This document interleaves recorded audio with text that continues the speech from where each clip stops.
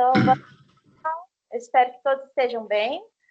Sejam muito bem-vindos à nossa 158ª edição do nosso Após Exploração.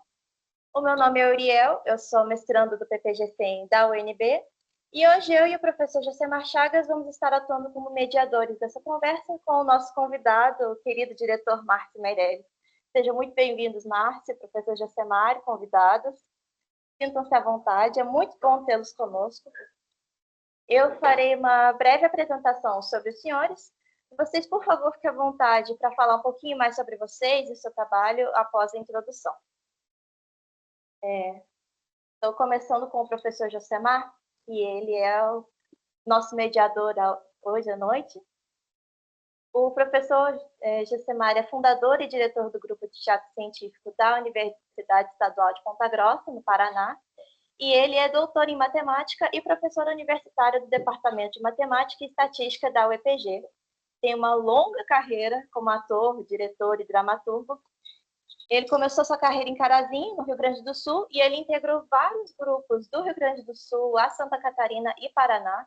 E atualmente o professor participa de 3 grupos teatrais: o grupo Nós Cegos, a dupla de 2, e o grupo de teatro científico da UEPG, onde nesse grupo ele tem se dedicado à criação e circulação de peças sobre pesquisa e ciência, sendo que já tem 3 peças ainda em circulação e mais uma esse ano para estrear, todas com roteiro original e direção pelo professor. Se o professor quiser falar mais um pouquinho sobre si, por favor, fique à vontade. Boa noite. Em primeiro lugar, obrigado pelo convite. É um prazer estar aqui participando dessa conversa e fico com a apresentação que você já fez, já cobriu muito bem. Pode ir adiante. Obrigado, Leon. Eu que agradeço. Então, dando continuidade ao nosso convidado, o diretor Márcio Meirelles, que está participando pela segunda vez no nosso Após Explorações. Seja muito bem-vindo. A gente está muito feliz de ter o senhor aqui com a gente. Eu já gostaria também de agradecer por aceitar o convite de participar dessa conversa. Eu imagino que o senhor tem uma rotina bem atarefada, então a gente fica muito feliz do senhor disponibilizar parte do seu tempo para estar aqui com a gente. Muito obrigada. Obrigado a vocês pelo convite. Eu estou também muito contente de estar aqui. Sempre bom. Fico feliz. Então, o Márcio é diretor teatral, cenógrafo e figurinista. Começou com arquitetura e artes visuais e então decidiu seguir no teatro desde 1972. Ele fundou o grupo Avelãs e Avestruz. Por favor, me corrija caso eu tenha pronunciado o nome do grupo errado. E o Espaço Cultural A Fábrica. O Márcio ele tem uma carreira bem longa, com várias peças e shows de música, tanto nacionais como internacionais. Foi secretário da Cultura do Estado da Bahia, fundador da Universidade Livre do Teatro Vila Velha e também recebeu o título doutor honoris causa pela Universidade Federal de Recôncavo da Bahia. E atualmente ele é diretor do Teatro Vila Velha. Se o senhor quiser falar um pouquinho mais sobre você e o seu trabalho, por favor, fique à vontade. Não, só faltou a criação do Bando de Teatro Lodum. Assim, enfim, de relevância genérica. Assim. Sim, perdão, erro meu. É porque são tantas informações sobre o senhor, tão longas. Eu tive que cortar grande parte dos prêmios também que o senhor ganhou. São 53 anos nisso, né? Então é muita coisa. Provavelmente mais idade do que vocês todos aí. Isso sem sombra de dúvida. Então, se o senhor quiser falar mais alguma coisa, por favor, fique à vontade, ou senão... Não, a gente vai falando ao longo do papo aí. Maravilha. Então, esse após vai ser dedicado a uma entrevista / conversa em que a gente vai estar explorando sobre os processos de criação do diretor, tentando entender como que surgiram as ideias dele, como que ele trabalha esses processos de criação. A gente tem muito interesse na questão do seu trabalho, de como que o senhor chega nos espetáculos que o senhor monta, considerando que já são muitos e muitos que nós temos aqui para estudar, não é? Então, a gente separou algumas perguntas para o senhor e a gente vai fazer essa sessão de perguntas e o senhor fica à vontade para responder o quanto ficar confortável, certo? Então é melhor que vocês vão me dirigindo aí, senão eu saio louco falando. Aí eu vou mais... Fica à vontade para falar e falar. A gente está aqui para escutar o senhor.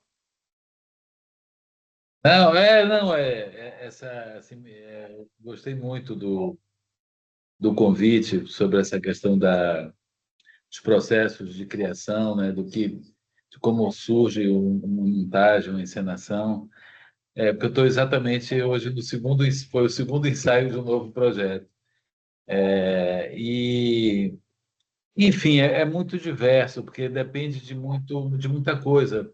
Por que a gente faz um espetáculo, né? E como que a gente faz um espetáculo. Então, assim, eu não poderia generalizar, assim, não, funciona assim, porque cada coisa é uma coisa, cada coisa é um novo desafio. E se não for um novo desafio, também não me interessa fazer. Não me interessa repetir um processo, uma coisa que eu já fiz. Me interessa sempre me arriscar numa coisa que eu nunca entrei, nunca não sei como é. E aí eu vou descobrindo à medida em que passa. Claro que tem um acúmulo de processos, então esse acúmulo de processos cria um certo repertório de ferramentas e de truques e de efeitos e de um bocado de coisa que a gente vai lidando ali, vai organizando a depender de cada coisa. Mas, assim, o que me move é a urgência daquele tema, daquele assunto. Por que eu estou fazendo aquele espetáculo? Né? Por que eu aceitei um convite quando o caso é um convite? Como é esse caso desse espetáculo que eu comecei a dirigir agora. É um convite de um grupo, um autor baiano que eu gosto muito, mas que eu nunca fiz nada dele, porque assim, é muito diferente da minha poética. Mas por isso mesmo eu achei instigante. Como é que eu vou fazer isso, né? Como é que a gente converge nossas poéticas nesse espetáculo aí? Mas eu acho, sigam aí com as perguntas. Bom, eu, em primeiro lugar, trabalhando atuando como mediador nessa conversa, em primeiro lugar, me coloco como alguém que, de longe, aqui do sul do Brasil, acompanha um pouco o seu trabalho, vê um pouco as produções que são feitas ao longo do tempo e me coloco como alguém que está aqui também para aprender muito com suas respostas. E já puxamos um pouquinho, você já respondeu o que seria, o que estava aqui como a última pergunta que eu coloquei sobre se gostaria de falar de um processo em andamento, alguma nova criação, talvez. E já coloco sobre essa urgência que falou do tema que gostaria de falar para um novo trabalho, ou como vem sendo todos os trabalhos, a senhora tem uma grande habilidade para a escrita, para a dramaturgia. Gostaria de começar perguntando sobre as vezes que ele trabalhou com textos clássicos de autores como Shakespeare, Samuel Beckett, Brecht. O que levou à escolha a aceitar trabalhar com esses textos? Os textos que conversavam com alguma urgência, com alguma inquietude sua no momento. Gostaria que falasse um pouco sobre isso. Enfim, como eu falei, são muitas coisas, né?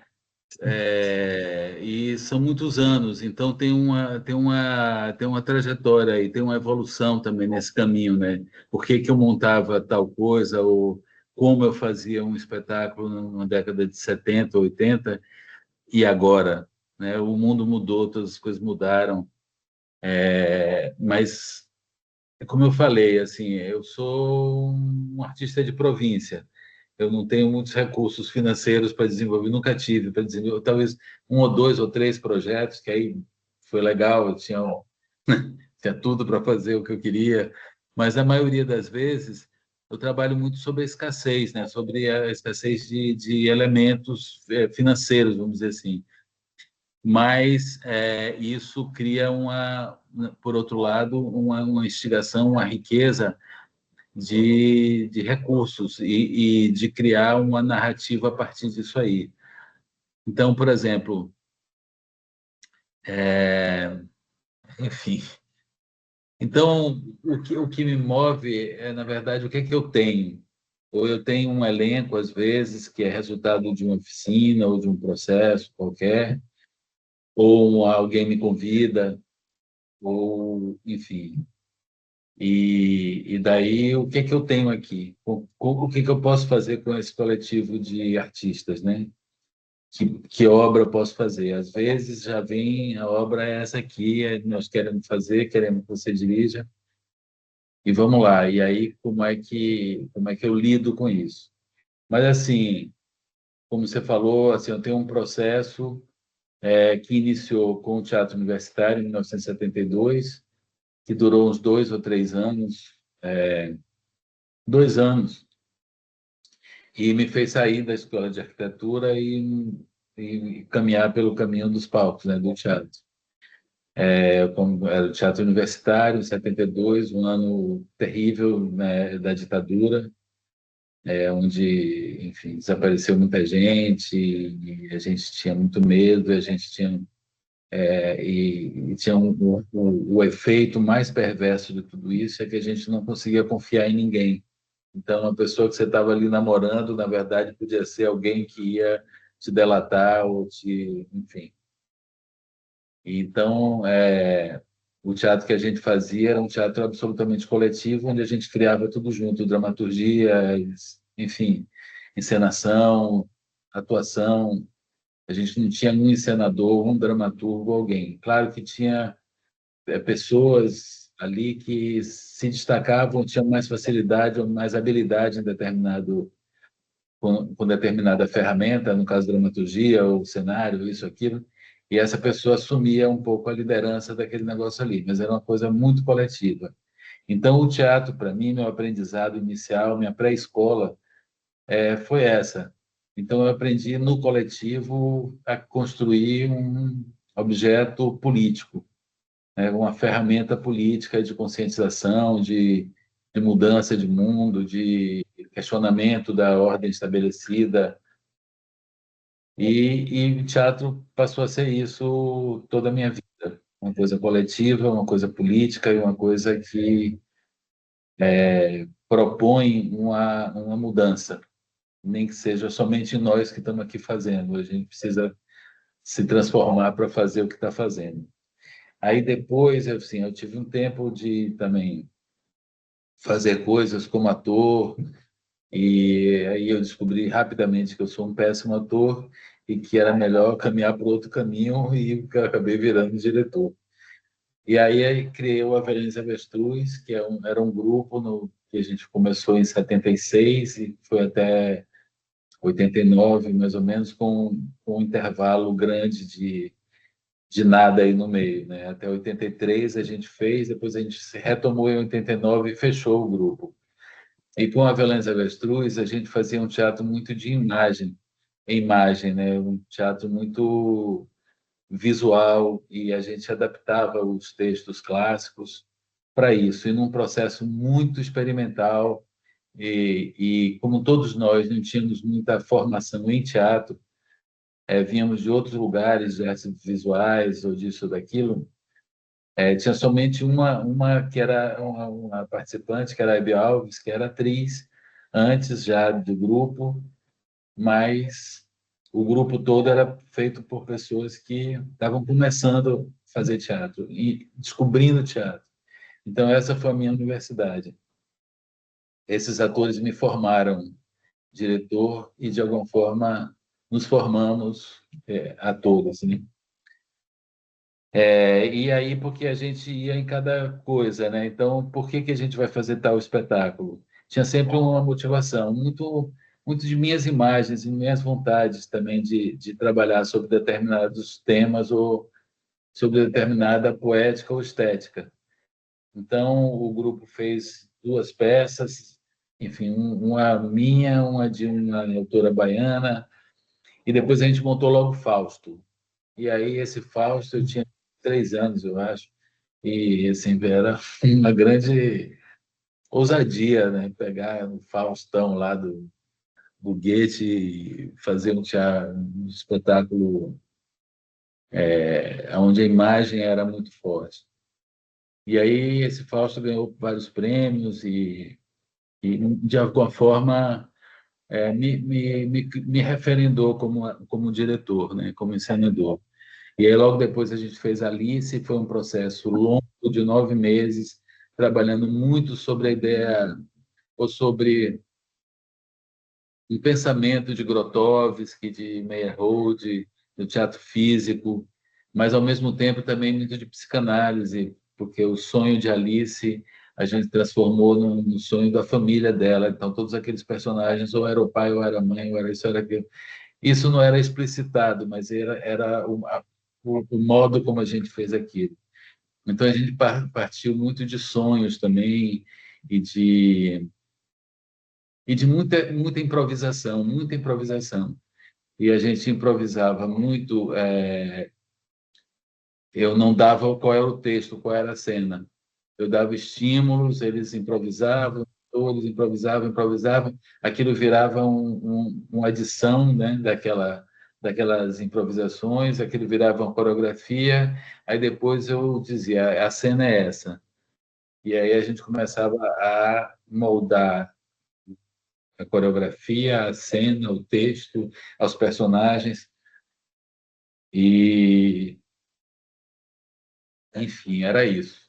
Era muito tempo de trabalho, muita discussão. A gente tinha rodas de conversa enormes, a gente levava horas, cada ator dizendo por que olhou para aquele lugar, por que fez aquela coisa naquela cena. Então, tinha assim, uma motivação do ator que se transformava numa motivação daquela situação, né? Daquele personagem ou daquele momento do sonho, daquele fragmento de sonho que era aquela cena. E daí a gente foi Baal, aí com Baal tinha coisa do expressionismo, daí tinha Artaud e Brecht se enlouquecendo os dois juntos no mesmo tema, no mesmo texto. E fomos indo. Depois eu passei um tempo enorme trabalhando sem o Avelães e Avestruz, mas com grupos que me convidavam, aí dança, música. Eu comecei a fazer também música, audiovisual, muitos shows de cantores e cantoras, e até criar o Bando de Teatro Olodum. Como a criação do Bando de Teatro Olodum tem a ver com essa urgência e essa necessidade. Eu ganhei uma bolsa de aperfeiçoamento para trabalhar com um grupo em Nova York. Mas aí eu fiquei lá, era 9 meses de trabalho com esse grupo, eu fiquei somente um mês e falei, ó, vou voltar, porque esse teatro daqui é importante e bom para eles. Eu tenho que entender que teatro, ou o que a gente pode fazer que seja importante para a gente na Bahia. Então, a gente começou a trabalhar. A gente, eu falo alguns outros artistas. Quando falo a gente, é porque realmente nada eu fiz sozinho, né? Tudo sempre é em grupo, sempre é um coletivo. E esse grupo de artistas e gestores, a gente fez um projeto que era sobre isso, sobre descobrir um teatro que tivesse um sotaque baiano, que falasse da gente. E, evidentemente, a cultura negra entrou pesado aí, entrou forte. A gente fez o Gregório de Matos, se chamava Gregório de Matos de Guerras, e era sobre a construção da poesia brasileira, a construção da cidade de Salvador também. E aí a gente tinha um elenco negro bastante significativo. E como eu sou um cara de classe média, brasileiro, baiano, a minha formação é muito... E dessa geração que é a minha, então minha formação é muito mais clássica, no sentido greco, né? Grega, e, enfim, essa coisa renascentista. Então, claro que, estando na Bahia, eu convivi muito com muitas pessoas pretas e com muita cultura preta, mas não era o meu dia a dia. Então, eu precisava de ter pessoas comigo, que me ensinassem, que me orientassem, que me conduzissem para eu não fazer uma coisa para inglês ver, para fazer uma coisa que realmente fosse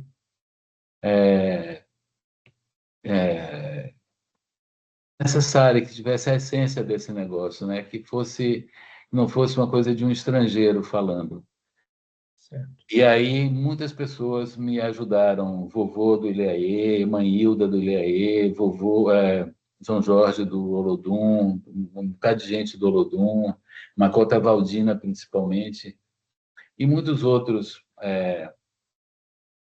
artistas e ativistas e pensadores negros me ajudaram. Valdina ia ver os ensaios e falava, não, isso tudo está errado, faz assim, faz assado, mexia em tudo, mudava tudo, e a gente ia mudando à medida que ela ia orientando. E aí surgiu essa ideia de um teatro, de um grupo de teatro que trabalhasse sobre essa questão, essas questões negras, né? E criasse um repertório para um elenco negro. Por quê? Porque na Bahia, com tantos negros, não tinha ninguém no palco. Tinha um ou dois atores negros num espetáculo ou no outro, mas não tinha uma representatividade percentualmente justa, vamos dizer assim, de atores negros que numa cidade tão negra. E, evidentemente, então, a gente não tinha uma dramaturgia, não tinha nada disso. E eu estou falando isso há 35 anos atrás, né? E aí eu cheguei, aí a mesma coisa, eu falei, eu não posso fazer isso com um grupo de artistas que já trabalha comigo, meter a cara e vamos lá fazer teatro negro. Era importante eu estar ligado a alguma instituição, alguma casa, algum, algum, algum, algum, enfim, vamos falar instituição que tivesse um lastro, que fosse uma base, né, fosse uma matriz dessa cultura ou dessas culturas. E aí o Olodum foi quem primeiro falou, vamos lá, vamos fazer juntos. E aí a gente criou o Bando de Teatro Olodum. Aí todo o processo do Bando de Teatro Olodum começou desse fato da ausência de atores negros e de uma dramaturgia negra e etc. E também de uma ideia que eu tinha e que depois se confirmou, que é assim, que todas os gêneros teatrais, vamos dizer assim, né? A tragédia, o katakali, o no, o kabuki, todas essas formas teatrais surgiram dos ritos, até o teatro cristão da Idade Média, surgiram dos ritos religiosos, enfim, de alguma cultura. E foram se descolando, né, do sagrado para virar um outro rito profano sobre o homem, né, sobre o ser humano. E sobre a sociedade, sobre o poder. E eu me perguntava por que as religiões de matriz africana, que são tão ricas dramaturgicamente, tão ricas, né, cenicamente, plasticamente, coreograficamente, musicalmente, nunca se transformaram em uma forma de teatro como essas que eu citei. E aí a ideia era isso, era trabalhar um pouco, entender um pouco isso, sabendo que isso é um processo de gerações, a criação dessa forma teatral a partir dos ritos, que não ia fazer isso, mas eu ia começar a experimentar alguma coisa nesse sentido e caminhar para a criação, a construção de uma dramaturgia a partir daí. E a ideia era montar as bacantes, levando em conta que Dionísio vem do Oriente Médio, traz a cultura do vinho, traz o rito, é aprisionado e essa prisão transforma tudo, porque ele passa a ser, né, dominar o dominador, vamos dizer assim, né, com a sua cultura, com seus ritos, com a sua história.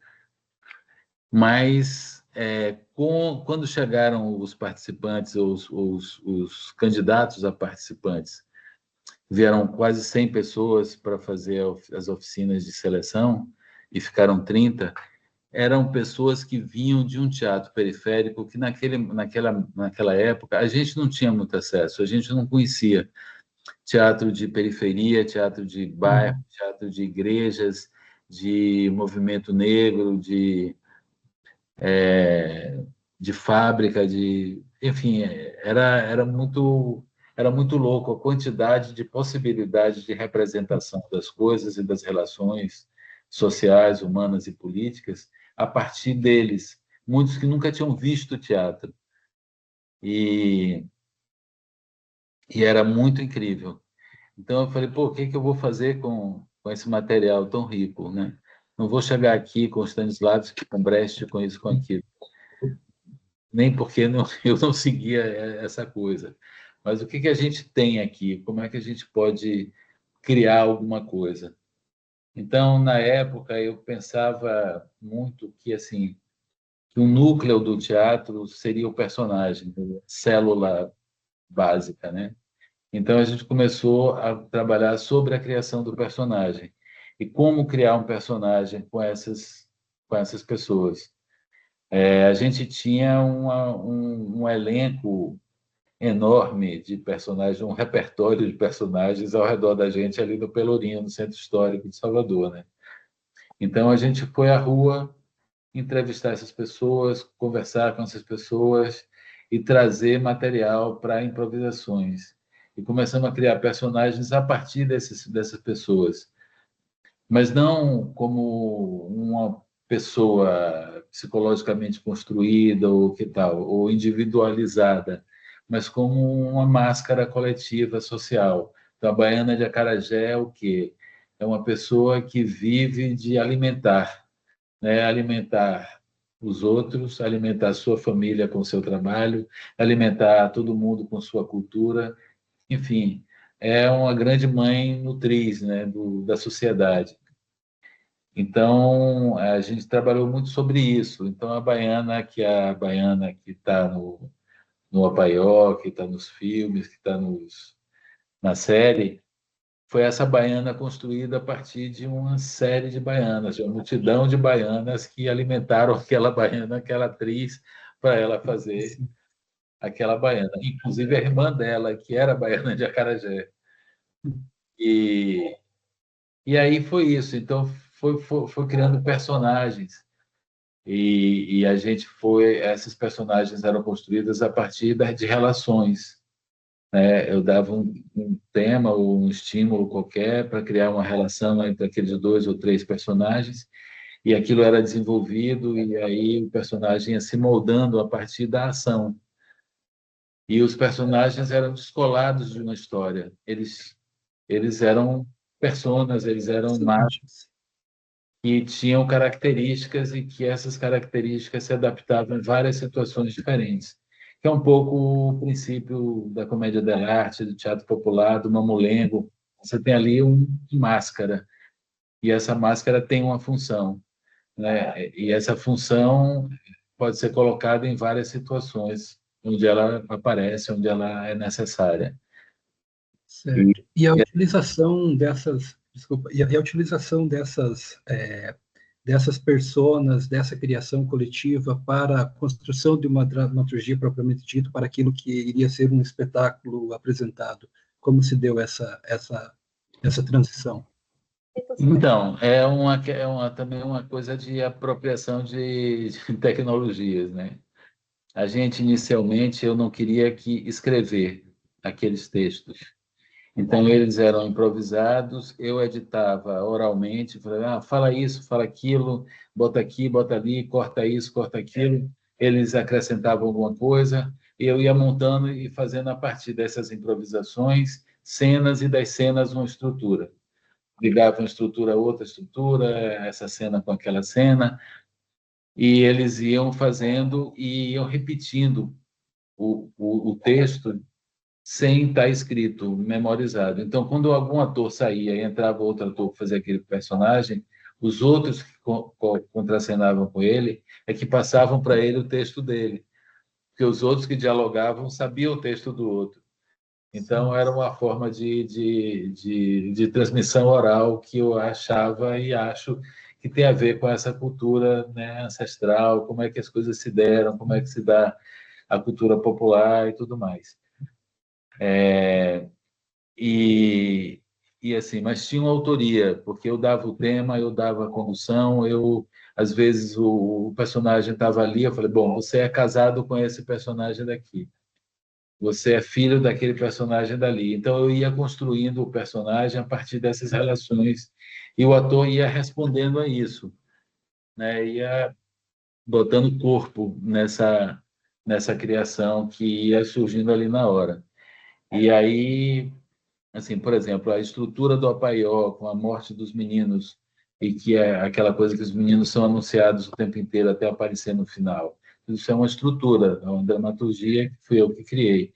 Ia enchendo isso com as cenas que eles iam improvisando ou que eu ia propondo ou reescrevendo oralmente e eles iam executando. E assim todo o processo com o bando foi muito esse. A gente fez a trilogia assim, e Ió a gente montou em seis ensaios. A gente brigou no final porque eles não acreditavam que eles iam conseguir fazer, que era uma loucura minha botar eles em cena, estrear por 6 ensaios, mas na verdade a gente estava ensaiando há quase 2 anos. Sim. Nesse processo de improvisação, de criação de personagem, de troca, de apresentar coisas. Então a gente ia fazer, chamava a gente para fazer a inauguração de não sei o quê. Aí lá havia uma performance com esses personagens, né? E a Certo. gente criava uma situação para aquela coisa ali. E aí até que eles quiseram fazer um texto de verdade, uma peça de verdade. Ou seja, uma peça já escrita, já, né, testada. E aí a gente fez o Wozzeck, e que era uma festa de largo na Bahia, com assim, o texto integral, com todos os nomes em alemão, mas só Wozzeck que se chamava Zé. A única pessoa que chamava ele de Wozzeck era a Maria, mulher dele, né, que é assassinada. E foi, enfim. Depois aí a gente foi enveredando, fez Medea Material de Heine Miller, e aí já fez com Vera Holtz e com Guilherme Leme. Depois a gente, e com o Rainer Goebbels, veio fazer a música, com o Neguinho do Samba. Aí começamos a crescer, né, em termos de projeto estético, de projeto poético, narrativo.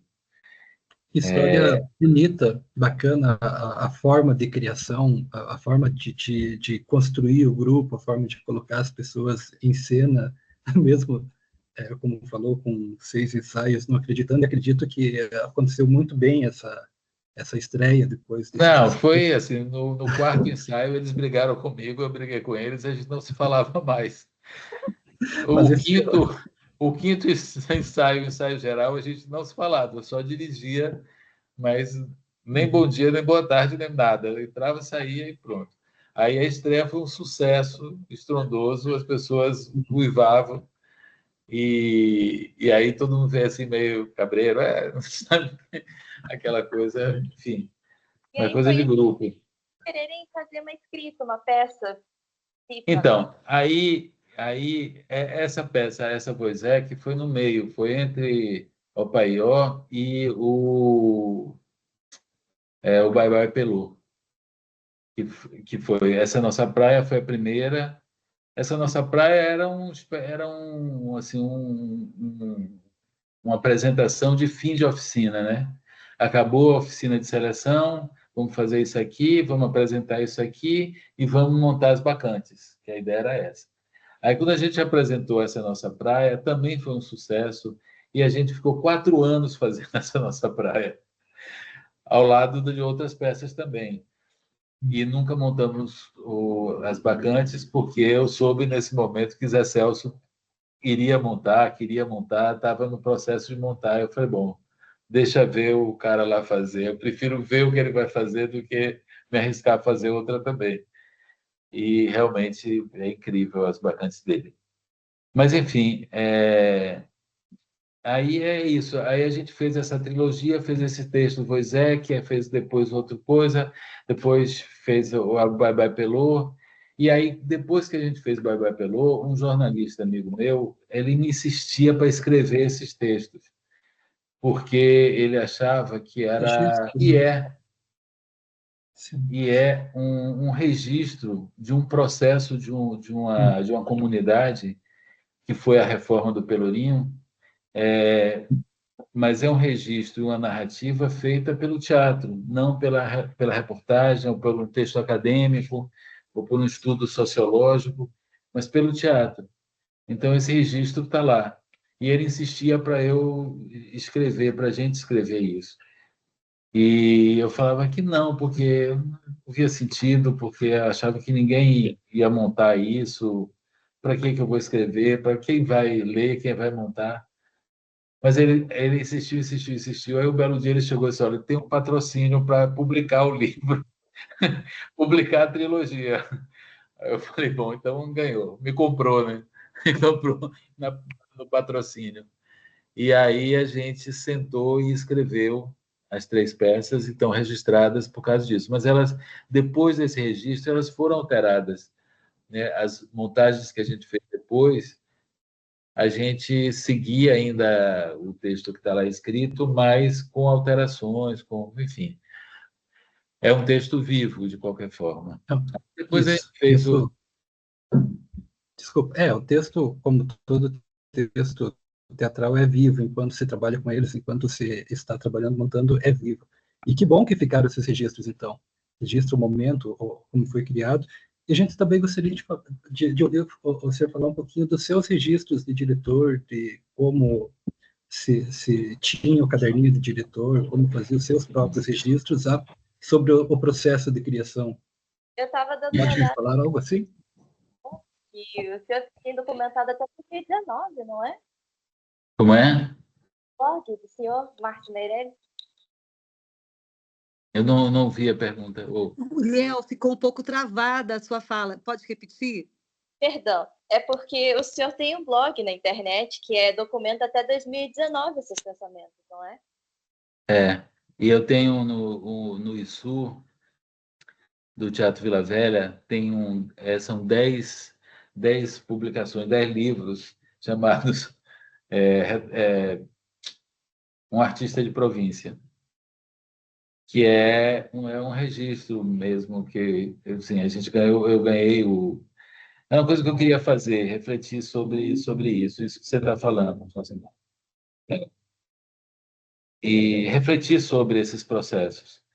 E aí a gente ganhou o Aldir Blanc para eu fazer isso, só que o Aldir Blanc é aquela coisa louca, tinha que fazer em 3 meses 1 tonelada de coisas, e aí acabou sendo assim os 3 ou 4 primeiros livros, que é assim a pré-história, de onde vêm essas imagens todas, de onde vem assim a minha formação como artista desde a infância, né? Quais as coisas que me impressionaram e que de alguma forma eu vejo que eu mantenho, que ainda tenho reflexos disso na minha obra adulta, depois a fase universitária, depois, enfim, cada livro é um período. Aí depois, quando realmente chegou na fase da encenação, do diretor, da coisa mais madura, aí eu já não tinha mais tempo, eu tinha que entregar o negócio. E aí eu fiz, na verdade, um compilado de todos os escritos que eu tinha feito ao longo do tempo, ou coisas que escreveram sobre o meu trabalho. Enfim, é uma coxa de retalhos costurada, né, com algumas reflexões, poucas ainda, que é um processo que eu pretendo retomar e desenvolver melhor. Mas, assim, de qualquer forma, tem um registro disso até 2023, né, 2022, até a época da pandemia. Porque é isso, eu escrevo muito nos programas, né? Há muito tempo que eu penso que o programa da peça assim, é meio um mediador, né, entre nosso processo e o público que vai ver a coisa pronta. Então a gente bota sempre ali, quando pode, os textos da peça inteiros, textos que ajudam ou nos ajudaram enfim, construir um caminho, um contexto para aquela peça, e geralmente eu escrevo alguma coisa, tá? Então, nesses escritos que estão nos programas, tem um pouco desses processos, né? Mais ou menos, dependendo do tempo que eu tenho para escrever esse texto para entrar no programa a tempo antes da estreia. Mas, enfim, de alguma forma tem textos dispersos sobre isso. E esse lugar é meio um repositório desses textos todos, que estão todos juntados lá. Mas aí é isso. Aí com o bando, na verdade, aí a gente fez várias experiências e foi evoluindo para outros caminhos também. Aí a gente fez o Cabaré da Raça, que eles continuam fazendo até hoje, né? Eu tenho não sei quantos anos, 20 e tantos anos de Cabaré da Raça continua sendo feito. E depois a gente fez Shakespeare, a gente fez duas experiências com Shakespeare. Fizemos a Ópera dos Três Vinténs também, mas assim, meio não deu muito certo. Mas o Shakespeare deu certo, principalmente a última vez que a gente fez o Sonho da Noite de Verão. Era isso, tinha um texto e tinha um grupo. Esse grupo tem material suficiente humano para fazer esse texto aqui. Só que esse grupo é um grupo de atores negros, baianos, que vão fazer um texto escrito há 400 anos atrás, na Inglaterra, sobre questões deles lá. Só que as questões humanas e políticas que estão né, nos dois contingentes, nas duas forças aí, dialogam entre si. Então, o Sonho da Noite de Verão se passa exatamente no meio do verão, numa festa, num período de festas lá, né, do solstício de verão e tudo mais, e que coincide com a gente com o Carnaval, que acontece no meio do verão, né, e tem as características muito parecidas, de troca de gênero, de troca de casal, de muito embriaguez, de amor livre, de uma série de coisas. Então, são duas festas. Né? Oi? Você consegue relacionar, assim, porque querendo ou não, são vivências bem diferentes, mas no momento que você pega essas semelhanças, assim, de repente parece que não é mais algo tão distante, Não, tanto não para é. a dramaturgia. É nosso contemporâneo. Ele, enfim. E aí é sobre o que isso, né? Sobre esse sonho. E aí a gente começou a pensar também muito assim no ritmo dos versos, né? A gente pegou a tradução de Bárbara Leodora, que é muito feliz no sentido de ela consegue conjugar várias coisas, né? O significado do texto, o texto em si, né? Uma certa embocadura mais ou menos orgânica e natural, e a pulsação ela mantém, né? Apesar de não ser em pentâmetro que ela escreve, mas ela mantém um pulso e um ritmo ali da poesia. E essa diferenciação entre o que é poesia, o que é verso e o que é prosa. As cenas que são prosa, as cenas que são verso, e isso é também um significado, isso também é uma narrativa. Então a gente pegou e começou a trabalhar nisso e começou a trabalhar com tambores para marcar esse pulso, esse ritmo.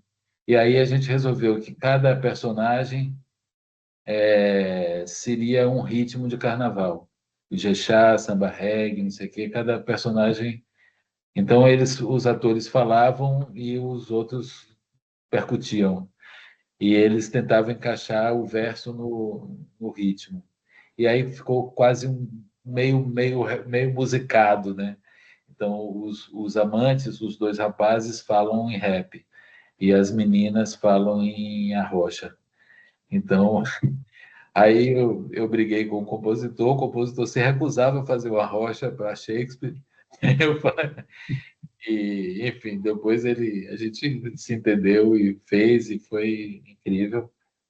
E aí foi isso, assim, a gente juntou essas coisas todas. Então, foi um processo longo de sentar, de ler o texto, de entender tudo aquilo, né? O que significava cada coisinha daquela e tudo mais. A gente montou o texto basicamente na íntegra, cortamos uma cena, que é a cena das fadas, que as fadas Ipanque fazem uma brincadeira, porque são piadas, são, enfim, coisas que são de época. Então, teria que ter né, pé de página explicando cada piada daquela, o que acabaria com a piada. E só fazia sentido se você entendesse sobre o que eles estavam falando. Também no jantar, na festa do casamento, que também tem muita interferência dos nobres, mas que também são nessa pegada, são coisas muito de época, né? Piadas a respeito deles próprios. Mas o texto está na íntegra e funciona, e funcionou muito bem. E, por fim, com o bando, passando por uma série de coisas, eu finalmente investi nessa coisa do ritual. E foi o último espetáculo que eu fiz para eles, nos 20 anos do bando, que se chama Benção, que era um espetáculo sobre os ancestrais, sobre os mais velhos. E foi ele todo feito a partir dos ritmos, das claves dos orixás velhos, né? Xalá, Nanã. Uma instalação multimídia. Tinha 3 projeções, era um corredor de 20 metros, com 2 telas, uma de cada lado e outra tela no meio, projetado de cima. E os atores andavam de um lado para o outro lado, falavam, as telas falavam, um falava ao mesmo tempo, e tinha percussão, e tinha voz, e tinha... Enfim, mas todo o processo foi um processo muito culturalmente próximo do que é uma iniciação, do que é um trabalho num terreiro de candomblé, com muito pouca palavra, muito pouca discussão sobre, muito mais um entendimento não verbal, né, do que a gente estava tratando. E aí a gente começou, ao contrário de todos os outros espetáculos, eu pedi que a gente não trabalhasse sobre personagens. E aí uma atriz falou: você não entende, eu não sei fazer teatro sem personagem. Mas aí a gente foi conseguindo fazer fragmentos de personagens, farrapos de personagens, mas não tinha nenhuma história, não tinha nenhum enredo, tinha um desenvolvimento de acontecimento. um desenvolvimento de uma narrativa, um acontecimento que durava aquele tempo, e eles saíam de cena e o público ficava lá, não tinha também um desfecho, como não tinha uma abertura. Quando o público chegava, eles já estavam lá tocando, eles saíam um a um e o público ficava lá, às vezes ficava um tempo sem entender o que estava acontecendo. Mas, assim, sou muito satisfeito de ter feito esse espetáculo, porque fechou uma ideia sobre isso. E sobre isso, sobre não existir um teatro como nas outras culturas ou nas outras religiões, nos outros ritos, um teatro nascido dessas matrizes sagradas afro-brasileiras, é porque depois eu fiz um espetáculo com a Companhia dos Comuns, no Rio, sobre enfim, e que tinha um ogã de terreiro que fazia música, fez a direção musical junto com um músico baiano. E a música desse espetáculo acabou ganhando o Prêmio Shell. Mas era sobre essas claves dos personagens, dos orixás femininos. Então, um dia eu perguntei para ele como é que eles sabiam a sequência de músicas que eles puxavam, né, no ritual. Quem puxava tinha um roteiro. Como é que era isso? Aí ele me explicou que é uma análise combinatória. Dependendo do orixá que chega, esse orixá tem características próprias. E ele tem uma sequência de canções que, de alguma forma, contam a história dele, Certo. ou um fragmento da história dele. Então, coincide com tudo que eu pensava. Aquilo ali é uma ópera. Agora, é uma ópera mega contemporânea, no sentido de que é feita a cada dia, ela se transforma. A cada apresentação, ela é uma nova ópera que conta histórias diferentes, né, nessa análise combinatória. Não tem uma coisa pré-escrita ou pré-pensada ou marcada. É uma coisa mesmo que acontece ali na energia do que está acontecendo naquele momento. Sim, perfeito. Então, essa foi minha despedida do banco. Depois a gente ainda tentou, ia fazer outras coisas, ia fazer um outro espetáculo multimídia também, assim, que era uma releitura da trilogia do Peloso, que seria a quarta peça, e que existem fragmentos desse processo no YouTube do Teatro Vila Velha. Mas a gente não chegou aí em frente, e a gente acabou minha participação no YouTube. Tá. Eu gostaria de fazer uma pergunta. Você falou que começava, pelo menos inicialmente, com a partir de imagens, e agora, nas últimas falas suas, já falou muito da sonoridade presente que conduzia o espetáculo. A sonoridade que está atualmente nos seus últimos espetáculos vem dessa época, e como surge a inspiração? Atualmente, você pensa mais sonoramente ou imageticamente para a criação, para a composição de cenas, para jogar essas ideias para as pessoas, para o coletivo que está criando. Como está isso atualmente? Essa criação Então, também, é isso. Fala, Uriel. eu só queria agregar a pergunta. Ela ainda é coletiva? O senhor tinha dito também que várias das suas peças o senhor fazia muito em conjunto com os atores e tudo. Eu fiquei duvidando se eles ainda são, essas criações ainda são coletivas, ou se elas passaram a se tornar um pouco mais individuais, baseado no que o senhor observava no seu entorno. Teatro sempre é coletivo, né? Mesmo que seja um monólogo escrito e dirigido pelo próprio ator que faz o monólogo, existe uma coletividade ali em torno daquele ator que escreveu e dirigiu o seu próprio monólogo. Mas, assim, eu tenho essa tendência ao coletivo. Eu gosto, assim, eu estava falando ontem para o elenco, né, que, assim, hoje, na verdade, eles falaram, porque de lá para cá, ou seja, desde que eles receberam o texto e fizeram a primeira leitura, até agora, quase um mês, eu não peguei mais no texto, não sei mais, né? Enfim, estou pegando aqui agora. Falei, ótimo, porque eu também não peguei no texto. Eu li o texto, falei, ok, vamos fazer. Tive algumas ideias, algumas imagens surgem, às vezes não. E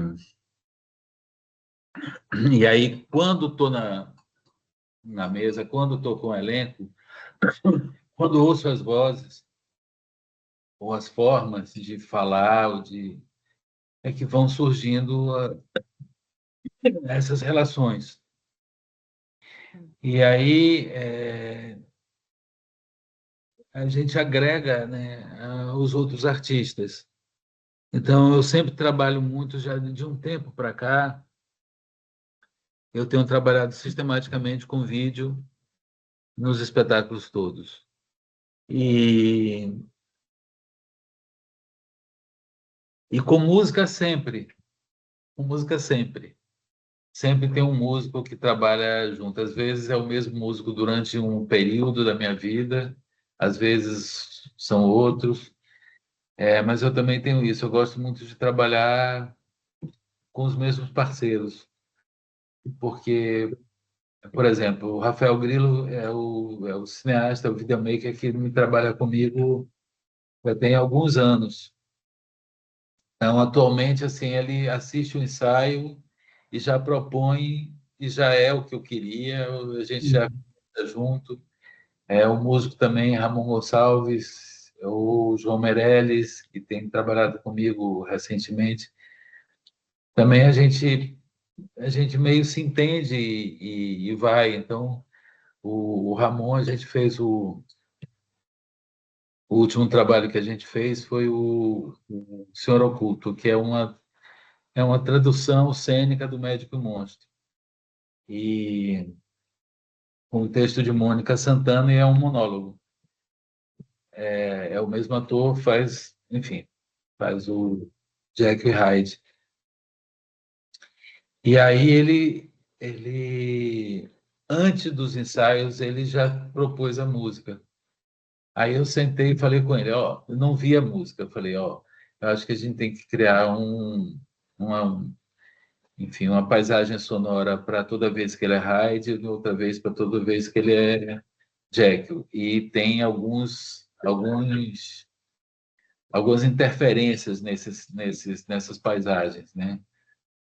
Quando o Jekyll, quando o médico está no laboratório, quando ele toma um remédio, quando ele isso, quando ele aquilo, então são variações do médico, e tem as variações do monstro, quando ele está agressivo, quando ele está refletindo. Aí ele falou, não, já está feita. Eu pensei exatamente isso, aí já me mostrou os temas que ele tinha proposto e encaixava tudo certinho.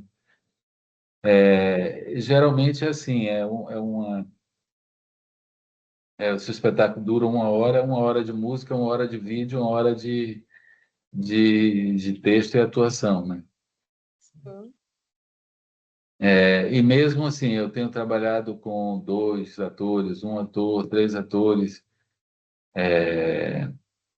Agora que eu começo outro processo com 26 atores, que é da Universidade Livre, que é enfim, uma tradução também da Odisseia. E também com atores todos, a maioria negros, negras. A gente está vendo para onde é que vai. Certo. É muito interessante, impressionante a seu trabalho, sempre olhando para o material humano, para as pessoas que tem perto e, e importante também esse trabalhar com as mesmas pessoas com quem dá certo trabalhar, com quem já se conhece, com quem já acredito tem amizade e acredito que seja resquícios da sua origem no teatro universitário ainda, lá no início, Pois é. que é um teatro coletivo, de se fazer com várias pessoas, como o senhor mesmo falou. Uma outra pergunta relacionada agora fazendo uma parte meio burocrática, tá maravilhosa essa conversa, estou adorando escutá-la. Mas uma pergunta um pouco meio burocrática relacionada com o tema dessa conversa. Gostaria que o senhor falasse um pouco sobre o que foi necessário, as mudanças necessárias para adaptar o processo criativo e o continuar criando quando chegou a pandemia alguns tempos atrás. Isso fez ter uma mudança significativa no seu processo criativo? Poderia nos falar um pouco sobre Pois isso? devemos. Ó, é o seguinte, quando chegou a pandemia, a gente estava fazendo a tempestade. E a gente estava fazendo a tempestade e era meio uma coisa premonitória. Enfim, a gente ali previa tanto a pandemia quanto o pandemônio, né? Que teve político que tivemos no Brasil. E assim, no último domingo da apresentação, a gente já tinha diminuído o número de cadeiras, com distanciamento, tudo aquilo, mas o público também estava reduzindo. Além disso, né, além de poucas cadeiras, nem todas eram ocupadas. Aí a gente falou, ó, o negócio está difícil, vamos parar. Vamos parar e ver o que que acontece, né? Aí no dia seguinte teve o fechamento geral, né? Cada um confinamento em suas casas. Aí a gente começou a se falar com o grupo que atualmente é o meu grupo, que é a Sociedade, o Teatro dos Novos, que é um grupo recriado a partir do grupo original que criou o Teatro Vila Velha nos anos 60. E aí a gente começou a se falar e dizer, vamos fazer reunião virtual, vamos ensaiar alguma coisa aqui, porque quando abrir, daqui uns 2, 3 meses, a gente vai já está pronto alguma coisa para a gente botar em cena. Aí não sabia a gente que esses 2, 3 meses iam durar muito mais. Mas aí a gente começou a continuar o desenvolvimento dessa pesquisa com o teatro virtual, né, com a presença virtual do ator, com essa tecnologia, que é uma coisa que eu já pesquiso, já trabalho nisso desde os anos 80. Né? Eu fiz uma peça, a primeira peça foi em 81, que eu usava vídeo. Tinha umas 2 ou 3 cenas que eram numa televisão.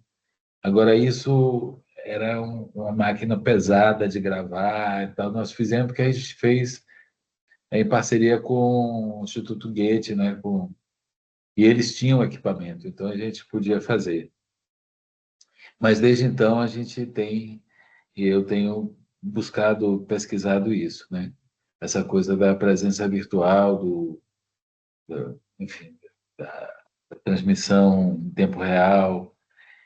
E a gente fez várias peças usando várias possibilidades dessa coisa, né? Então, em 2012, eu fiz um Drácula que tinha uma tela de 180 graus, os atores ficavam ali no meio e tinha uma projeção o tempo inteiro, que às vezes era cenário, às vezes eram cenas, às vezes eram coisas, e o próprio Drácula nunca aparecia.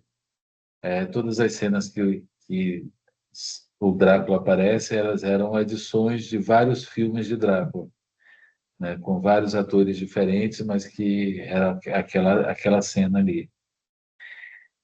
Depois fiz um outro espetáculo também que acontecia em 2 salas ao mesmo tempo, em 2012 também.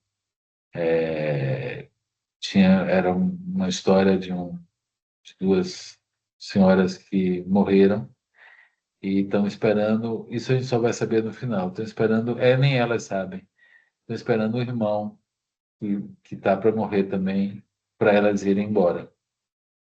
E elas estão numa sala e tem uma tela grande e projetado o que está acontecendo na outra sala e vice-versa. Então as cenas se intercalavam. A outra sala era a casa delas, onde o irmão estava. E tinha outros personagens nessa outra sala e era o mundo real, a vida real. Então era transmitido de um lado para o outro, de um lado para o outro. Então a gente já tinha essa pesquisa, já tinha essa vontade de continuar trabalhando nesse sentido. Então, com a pandemia, a gente aprofundou isso. A gente fez 6 espetáculos virtuais, né? O que a gente chama web teatro, né? Porque o público está em rede, os atores também estão em rede, que estava cada um em sua casa, mas a gente fazia ao vivo, ou seja, em tempo real. Cada um em sua casa, com seus chroma key, com seus pontos né, de olhar, de foco, e isso dava a impressão de que um estava olhando para o outro, que eles estavam contracenando no mesmo lugar, apesar de que estavam um numa cidade, outro em outra. Então a gente fez 6 experiências assim, cada uma numa linguagem, numa narrativa, numa poética diferente, e usando essas ferramentas de formas diversas também. A gente não repetiu nenhuma assim, né? Cada um era uma. Daí depois a gente, quando abriu, né, de novo e a gente pôde voltar para o palco, a gente adaptou 2 dessas peças para o palco. A gente faz até hoje, que é o Do Outro Lado do Mar. Certo. E para alguém que já pesquisava, agora uma pergunta, para alguém que já pesquisava essa inserção de projeções, de filmagens, de transmissões ao vivo, e ter passado executando vários trabalhos durante a pandemia, agora que estamos novamente trabalhando, podendo ir nas salas, ficou algo de novo que foi criado para esses trabalhos da pandemia que está sendo utilizado ou que tem utilizado nos novos trabalhos, algo que tenha encontrado, que surgiu no contexto da pandemia e que é uma belíssima ferramenta para continuar utilizando? É isso, a gente já usava, então não foi uma novidade. Foi uma novidade que a gente só podia fazer desse jeito, né? Não tinha, ou era isso, ou não era nada. Mas assim, a gente foi se aperfeiçoando, porque também a tecnologia se aperfeiçoou. né? As pessoas que trabalham com isso também desenvolveram outras habilidades. E a gente continuou usando, porque na Tempestade a gente já usava, enfim, em muitos espetáculos que a gente vem usando essas tecnologias de transmissão ou de gravação e exibição, né? Às vezes não é uma transmissão, às vezes é já vídeos editados, às vezes é um híbrido, que tem um ao vivo e o editado. O do outro lado do mar mesmo tem algumas cenas que os atores falam de frente para a câmera e eles são projetados na tela que, enquanto não está acontecendo isso, é o mar de várias formas ou vídeos, enfim, que fazem parte da narrativa, né? Não são somente cenário, dizem coisas junto com os atores e com o texto e tal. É isso. Eu gostaria. A gente está começando a chegar nos momentos finais, já são 8h10. Daqui a um momento a gente vai abrir para perguntas para o pessoal que está aqui, caso alguém tenha alguma pergunta que você queira fazer para o diretor. Então, meio que para fechar, assim, eu estava uma dúvida minha, como que foi trabalhar isso com os atores? Porque o senhor disse que já vinha trabalhando isso com eles, mas, pelo que eu entendi, é meio que um fluxo móvel que você tem com os atores, não são nem sempre os mesmos. Questão da música, de outros, geralmente são fixos, mas os atores aparentemente não, né? Sim e não. Porque, por exemplo, a Universidade Livre é uma turma que dura 3 anos, pelo menos. Aí, durante 3 anos, tem aquela galera ali, mas uns continuam, porque não é uma coisa que você acabou os 3 anos, tem que ir embora. Não, se você quiser continuar, vai continuando. E vão chegando novos. E também tem uma coisa assim com esses grupos, né, com a Velozes e Avestruz, com o Bando de Teatro Odum, eram os mesmos atores durante muito tempo. E, e hoje em dia também, assim, eu gosto de alguns atores e que alguns atores gostam de mim, me chamam para dirigir e, e tem uma certa constância. Mas quando não, tem esse processo, que é esse processo, por exemplo, que eu estou vivendo agora, né? São atores com quem eu não trabalho constantemente. Eu já trabalhei com todos eles em alguma peça ou outra, umas mais agora, outras há mais tempo atrás. Mas aí a gente tem esse tempo de ajuste, vamos dizer assim, né? De afinação de instrumentos. Tanto cada um tem que afinar seu instrumento, quanto eu tenho que afinar essa regência para que a coisa saia harmônica. Porque são muitos registros diferentes, né? Cada ator é mais dramático, é mais épico, é mais isso, é mais aquilo. E aí vai tendo que ir afinando, até que chega um limite de afinação que eu sei que vai estourar a corda. Então, eu tenho que trabalhar com esse ator nesse registro aqui,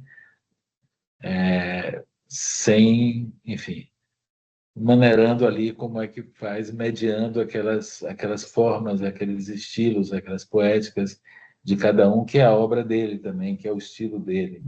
Né? Ele abre mão desse estilo até determinado ponto não vai, porque é ele próprio, é a memória dele, é a história dele, é a obra dele, né? Então, é isso, e aí vai juntando as coisas, né? Assim, é como um jogo de armar, é como também um jogo de detetive, né? A gente vai ali buscando chaves, encontrando chaves no texto, no ator, na cena, no músico, e vai juntando as coisas. E continua com aquela ideia inicial que o senhor tinha quando começou a fazer teatro, de ter um teatro com pessoas negras? Ou ele é bem aberto e quem chega o senhor trabalha? Não, assim, essa coisa de atores negros começou em 86, por aí, 3, 4, 3, sabe, por aí. 86, né? Até então eu trabalhava com atores, independente de... Às vezes tinha negros, não tinha negros, mas era isso, tinha poucos atores negros atuando. Eu pergunto mais agora, no momento que o senhor está Aí trabalhando. agora é isso, aí agora quando eu saí do bando muito nisso, foi antes dessa levada de lugar de fala, de toda essa coisa aí, essas militâncias identitárias da agora. Foi antes disso. Porque eu entendia que aquele grupo ali, aquele coletivo, precisava se coordenar, né? Levar adiante aquele projeto, sem alguém não negro na coordenação, na liderança. E foi um tempo de debate, de discussão para que isso acontecesse. Até que eu entendi que eu tinha que sair para isso acontecer. Saí e, de fato, aconteceu, né? Eles se reestruturaram num coletivo gestor e o bando está aí, sucesso, vendo projetos e tudo mais, mantém. Então, isso para mim é também um orgulho de ter criado um projeto, criado um grupo que, né, seguiu adiante sem mim. Mas, mas assim, mesmo durante o período em que eu trabalhei com banda, eu fiz muitas outras peças com outros atores, ou com outros coletivos, com outros grupos. Eu não trabalhei só com banda durante esses 20 anos que a gente trabalhou juntos. Eu trabalhei com muita gente. E continuo. Mas vez ou outras me chamam por essa referência, né?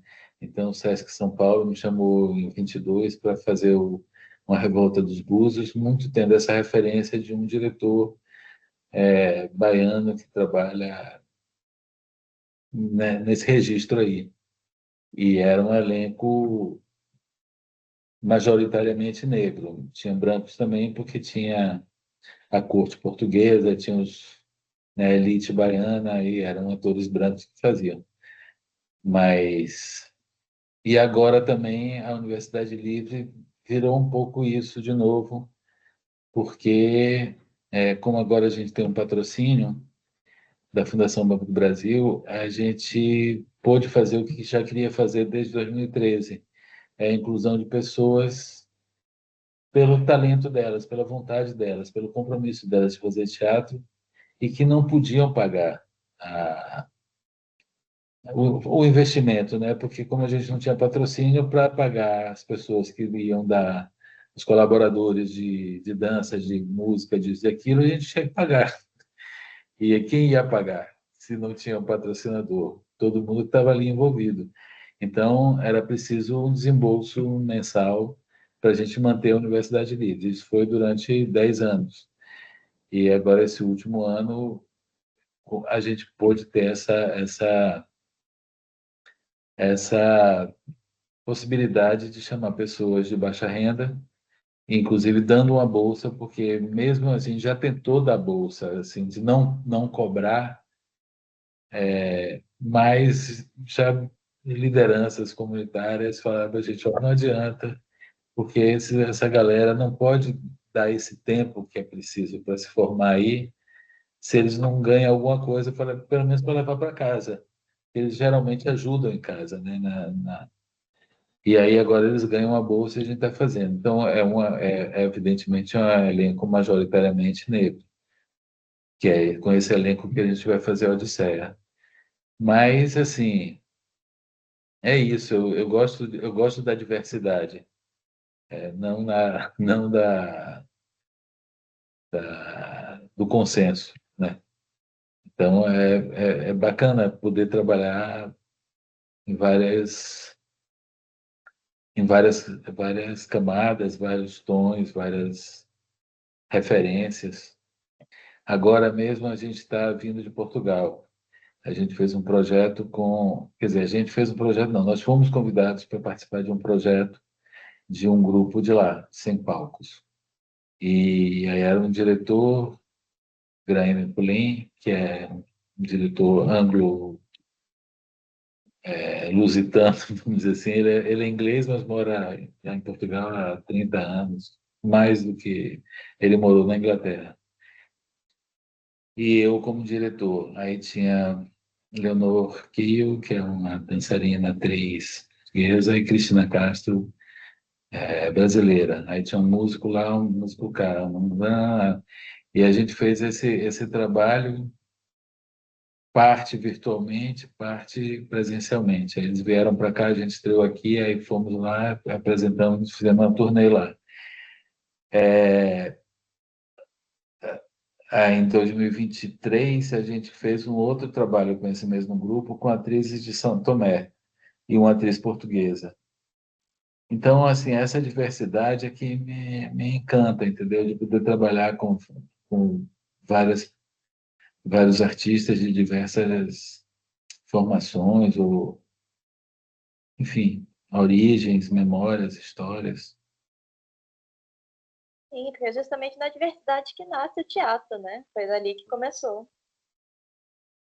Bom, é claro que eu tenho muitas outras perguntas para fazer. A nossa conversa está interessantíssima, mas nós temos 10 minutos para nós finalizarmos a conversa. Então, eu gostaria de deixar aberto agora para o pessoal que está assistindo aqui. Se vocês tiverem alguma pergunta, vocês podem escrever no chat, ou se vocês se sentirem confortáveis de abrir o microfone e conversar com a gente, vocês fiquem à vontade. Nós temos esses últimos minutos para poder fazer isso. Fábio, você levantou a mão? Boa noite. Foi sem querer. Levantou a mão aqui. Oi, Márcio. Meu nome é Rita, eu sou professora aqui no Departamento de Artes Cênicas, dessa disciplina que está coordenando esses após-explorações. É um prazer imenso te ouvir falar. Como você falou, 50 e tantos anos de história, fica até difícil fazer uma pergunta, né? Como diz Gabriel, pipocam perguntas. Mas eu fiquei muito encantada assim, com toda essa diversidade. Eu conhecia um pouco já do seu trabalho, mas nunca tinha ouvido falar assim, com tantos detalhes, né? Me interessou muito essa parte que você falou do ritual, dessa questão desse improviso, aquela experiência que você contou, né? De que de repente veio o atabaque na fricção com aquela história das figuras que vinham, das entidades. Quer dizer, é uma história que é conhecida, mas tem uma combinação que se dá no instante. Então, assim, se você puder falar um pouco mais como é para você a partir dessas experiências, porque é uma experiência ritualística, né? Essa fricção entre esse fazer teatral com essa abordagem ritual é uma coisa que, enfim, me interessa e me chamou muita atenção na sua fala. Tem uma outra pergunta também, que é em relação à questão, você falou muito dos vídeos, do uso dos vídeos, né, ao longo do seu caminho, também como linguagem. Mas você usa também o vídeo dentro do processo de ensaios? O vídeo é também um recurso para o ator, para você, dentro do processo criativo? Essa é uma segunda pergunta. Bom, vou dar a segunda. Não, geralmente não trabalho. Assim, é isso, depende do projeto. Esse projeto que eu falei que a gente interrompeu com o bando, que se chamava hashtag a quarta peça, alguma coisa assim, e era todos os ensaios foram com vídeo, por isso que a gente tem alguns registros, algumas edições no YouTube do Teatro Vila Velha. Aí sim, porque na verdade o espetáculo estava pensado para ser isso, inclusive para ter uma parte ou fragmentos dele no Pelourinho, onde, enfim, a comunidade real existe e tal, e no teatro onde essa comunidade fictícia, ficcional existe. Então a gente ia botar essas duas comunidades virtualmente no palco. E algumas pessoas da comunidade foram convidadas, foram lá, falaram, assistiram, interviram, e foram gravadas, e eram gravadas e projetadas ao mesmo tempo. Então, a gente já fez algumas experiências assim, de uso disso no ensaio, mas geralmente não. Geralmente a gente começa a usar os vídeos depois de um período de ensaios, né? Quando já está estruturado, onde a gente sabe onde o vídeo vai entrar, onde vai ter transmissão ao vivo, aí precisa de ensaio. Mas não como uma ferramenta de ensaio, né? Geralmente não. Para os atores se verem ou qualquer coisa assim. É difícil, ator é um bicho muito difícil. Se vê muito, eles enlouquecem. Mas é isso. Então, essa coisa do uso do vídeo, da narrativa audiovisual, da transmissão, do streaming, enfim, tá aí, tá no mundo, né? Uma ferramenta que tá aí. É como um belo dia houve luz elétrica e o teatro incorporou e usou como parte de narrativa, parte da linguagem, ou o som gravado, ou o cinema, né? São tecnologias, como eu falei, assim, a primeira tecnologia que a gente se apropriou foi a escrita, que a gente primeiro improvisava, não tinha nada, não usava luz, não usava nada nos espetáculos, a gente poder fazer em qualquer lugar. Então não tinha efeito de luz, não tinha cenário, não tinha nada. Aí a gente começou a se apropriar da escrita para escrever já com os espetáculos todos prontos, né? E aí a gente começou a usar cenografia, aí começou a usar outras tecnologias, inclusive do audiovisual. A outra pergunta foi Na verdade, é sobre o ritual, a que do você ritual. comentou da. Então, o ritual é isso. Quando a gente aí eu entendi isso, que por que os rituais não afro-brasileiros, né, das religiões afro-brasileiras, os rituais sagrados, não viraram teatro. Por quê? Porque eles ainda funcionam, eles ainda dão resposta à sociedade. Essa relação com a divindade através dos rituais das religiões de matriz africana ainda funcionam, ainda são bastante para responder às grandes questões irrespondíveis que o teatro tenta. Então, por isso que não viraram, porque não precisa. E quando eu falo, e quando isso a gente usa, vamos dizer, procedimentos ou processos ou gestos ou claves musicais ou sequências coreográficas ou musicais, ou referências mesmo desses rituais, elas vêm limpas do sagrado. O sagrado não entra aqui, né? Aqui é uma outra sacralização, né? É do teatro. É o sagrado do teatro, não da divindade que está lá, a gente não mexe com ela, porque é muito maior, né? Do que a gente consegue abraçar e abarcar. Difícil, né, Márcia? Essa fronteira aí borrada muitas vezes, né? Essa delimitação, ela tem uma sutileza, né? Não é tão simples, né? Mas que interessante esse respeito também com esses circuitos, né? Que distintos, próximos, mas distintos, né? É isso. Bença, por exemplo, a gente começou os ensaios aprendendo esses ritmos, essas claves, né, dos orixás velhos. Então, são alguns ritmos, não lembro mais quantos, são 7 ou 9 ritmos que a gente usou, e os atores aprenderam os ritmos. Então, eles primeiro aprenderam fazendo de boca, né? Pá, pá, pá, pá, pá, pá, pá, pá. Cada instrumento. Então, eles faziam todos os instrumentos, né? Os 3 atabaques e o agogô, faziam de boca. Depois, eles transpunham aquilo para o chão. Depois, transpunham para outras coisas, para panela, para escada, para qualquer coisa. E a gente usava um pouco isso também no espetáculo. Então, a partir desses ritmos, é que eles começavam a se levantar, a sair do chão, sair dali, e se mover, e a contracenar, e a criar situações. E a gente ia buscando textos que vinham, que mas é isso, não tinha a ver com o sagrado, tinha a ver com o musical, com o coreográfico, com isso, com aquilo. Claro que a gente não descola completamente, né? Porque tem uma energia ali, independente de ser para isso ou para aquilo, a energia é aquela. É daquele ritmo, daquela sequência de sons ou sequências de gestos. A magia e o sagrado se manifesta de qualquer jeito. na repetição, né, ou na reprodução dessa coisa que às vezes é feita como sagrado. Mas a intenção não é essa. Ou seja, há um descolamento necessário, há um distanciamento. Não estamos fazendo isso, né? Não estamos. A gente está acolhendo essa coisa, se apropriando dessa coisa para falar de outras coisas, também dessas coisas, mas de um outro ponto de vista. Aí é isso. Eu não sou assim muito de ritual da mão, cantar, fazer não sei o quê, fazer roda. Eu sou muito assim, os meus processos ultimamente assim, já teve um tempo que eu fiz muito isso, mas ultimamente está muito parte de um entendimento, de uma razão, de um combinado de contexto. O que que a gente vai falar disso aqui? Como é que a gente vai falar isso, né? E a partir daí a gente vai juntando as camadas, né?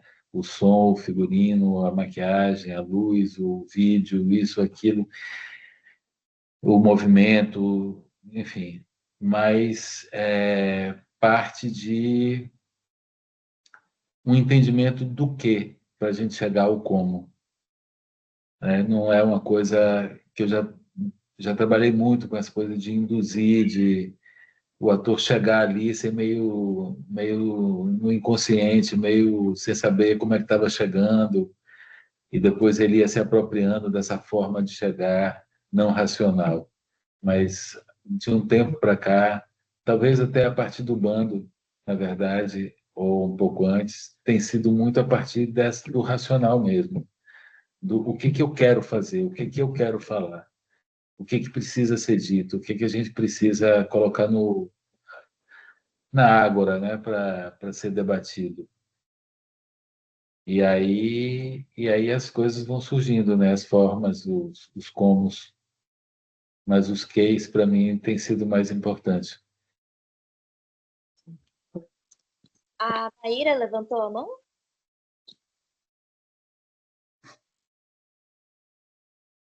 Oi, olá. Obrigada por essa conversa, muito rico. Eu tenho um coletivo de circo em Brasília, que já atua há mais de 22 anos, e a gente trabalha muito com essa condição, assim, né, criando a partir da escassez de recurso que você falou, e essa parte da sua trajetória, que você falou também que você vai, né, para Nova York e volta, porque tinha esse desejo de investigar o que era importante, né, qual era essa linguagem do teatro de Salvador, e me toca muito, assim, porque a gente também está aqui em Brasília tentando entender, né, Brasília é essa cidade nova, né, enfim, criando também, buscando esse lugar, e é um atravessamento que dentro do meu coletivo a gente tem muito. E fica uma pergunta para mim, assim, né?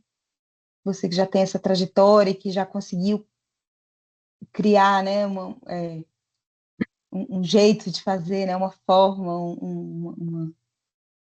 como não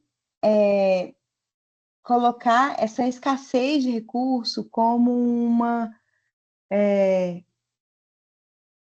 das características da criação, apesar de ser, porque fico um pouco preocupada, assim, até para as companhias que estão vindo depois de mim, assim, da gente não ficar habituado a criar sempre com a escassez de recurso e da gente parar de brigar para sair desse lugar da escassez de recurso, né? Porque seria muito bom, a gente também acredito que seria poder criar fora da escassez de recurso também, né? Será que a gente, não sei, saber assim como é que você entende isso, assim, porque para mim ficou muito, me tocou muito, assim, porque me, me senti muito nesse lugar ainda, assim, e me atravessou bastante.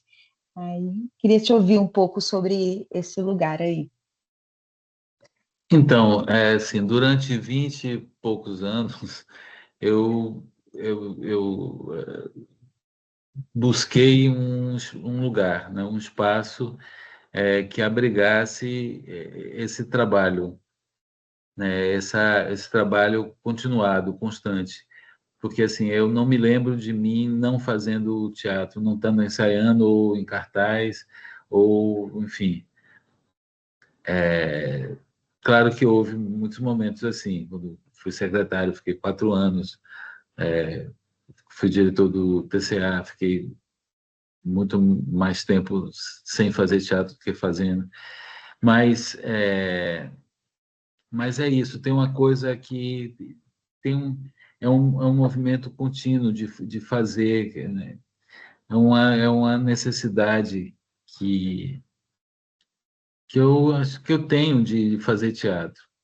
Então, a falta de recursos não me impede de fazer, mas assim me mobilizam para resolver como fazer, já que eu não tenho recursos, já que eu não tenho dinheiro e tal.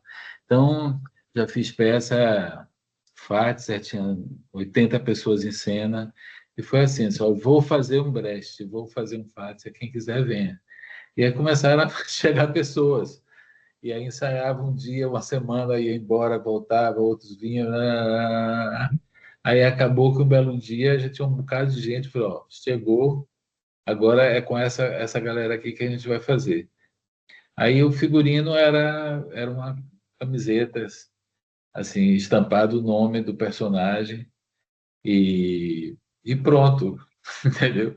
Mas era um recurso imenso de gente, de energia ali, de bons atores, que resolveram também entrar naquela aventura durante um período sem ganhar nada. A gente não ganhou nada fazendo Fátia, mas foi muito importante. Quando a gente estava logo no início da temporada de Fátia, teve uma greve da Polícia Militar e da Polícia Civil aqui em Salvador, que foi uma barra pesada. E assim, a gente não podia fazer Fátia porque o Fátia estava na rua, né? Estava acontecendo na rua o que a gente estava refletindo aqui dentro.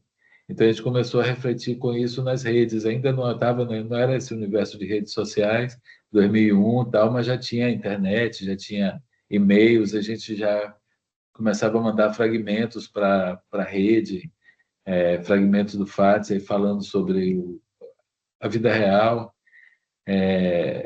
Mas é isso, assim, às vezes é bom ter recursos, né? Você tem seu cachê ali, quero uma tela de LED, aí tem uma tela de LED, quero não sei o quê, tem não sei o quê. É bom também, mas isso não pode ser um impedimento, né? É a única forma. Sempre tem muitas formas de fazer, de dizer alguma coisa. Depende dos recursos humanos e materiais que você tem para fazer isso. Como é que você combina essas duas coisas?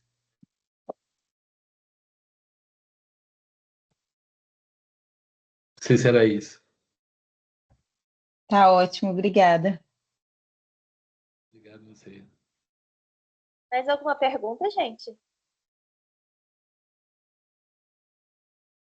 Não, só agradecer mesmo, Muriel, por você ter proporcionado essa conversa. Obrigado para Márcio e Josimar, prazer em conhecê-los um pouco mais. A minha questão era a mesma da Maíra, porque a escassez de recursos, ela pega para quem sobrevive de teatro, né? Eu sei. Eu e a Maíra somos artistas autônomas que viemos parar na academia agora, depois de muito tempo fora.